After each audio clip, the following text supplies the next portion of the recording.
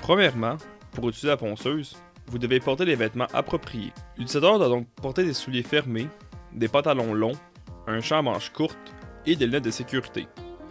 Aussi, il est interdit de porter des gants, des bijoux, des foulards ou bien des vêtements amples. Finalement, les cheveux longs doivent être attachés.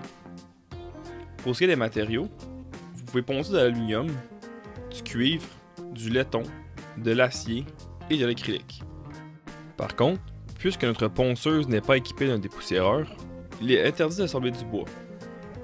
En effet, pour aspirer la poussière de bois, il faut un système d'aspiration spécialisé. Pour tous les matériaux, il est très important de connecter l'aspirateur et de le mettre en marche lors du sablage. Pour mettre la machine en marche, vous devez tirer vers le haut le bouton d'arrêt d'urgence, puis appuyer sur le bouton vert. Pour arrêter la machine, vous devez appuyer sur le bouton d'arrêt d'urgence ou bien sur le bouton rouge. Lorsque la machine est sous tension, la courroie et le disque tourneront simultanément. Il faut donc faire attention de ne pas encombrer un des deux abrasifs. Également, seulement une personne à la fois peut sabler sa pièce sur la machine. Le disque et la courroie ne doivent donc jamais être utilisés simultanément. Finalement, avant de commencer à l'utiliser, vous devez libérer la machine et avertir les personnes à proximité.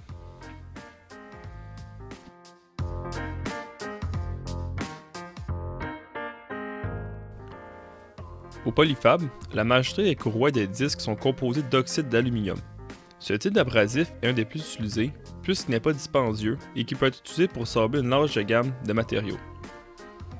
Pour déterminer si un papier sablé est agressif ou doux, vous devez connaître le nombre de grains par pouce carré. Plus le nombre est petit, plus le papier sablé sera agressif. Si vous voulez enlever de la matière rapidement, vous devez donc choisir un abrasif avec moins de 100 grains par pouce carré. Pour faire de la finition, vous devez utiliser un grain fin, donc plus haut que 100. Au Polyfab, la ponceuse à courroie est équipée de grains entre 60 et 100, donc pour enlever rapidement de la matière, tandis que le disque de ponçage est équipé de grains entre 150 et 220, donc pour la finition.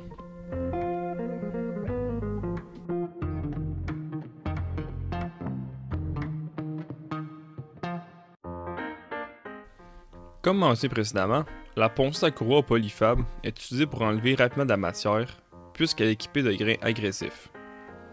Pour ajouter l'angle de chanfrein, vous devez tourner en sens anti-horaire la poignée, puis vous fier au rapporteur d'angle.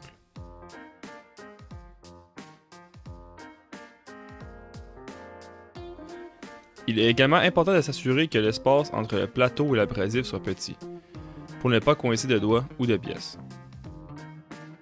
Pour être certain de sabler perpendiculairement par rapport à la courroie, vous pouvez utiliser le guide à onglet. Lors du sablage, il est très important de faire des allers-retours pour user le papier sablé de façon uniforme. Vous pouvez également sabler les pièces sans utiliser le plateau.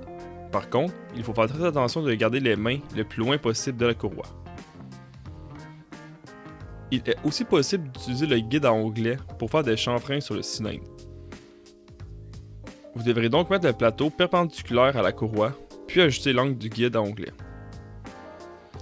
Il est très important que les pièces soient suffisamment grandes pour avoir au moins 5 cm de distance entre vos doigts et l'abrasif.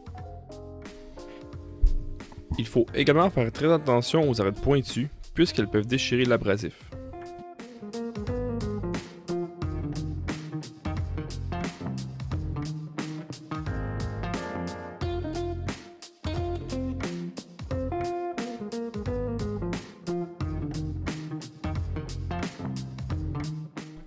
Le principe de la ponceuse à disque est le même que la ponceuse à courroie. Par contre, elle est utilisée pour la finition Polyfab, puisqu'elle est équipée de grains fins.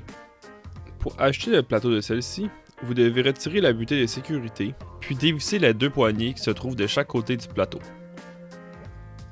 Aussi, contrairement à la ponceuse à courroie, vous pouvez seulement l'utiliser avec le plateau, puisque la rotation du disque rend le sablage très instable sans appui.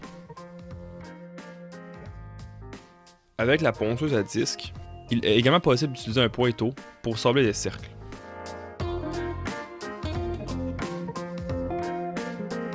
Après chaque utilisation, il est important de retirer les copeaux et la poussière à l'aide d'un balai et de l'aspirateur.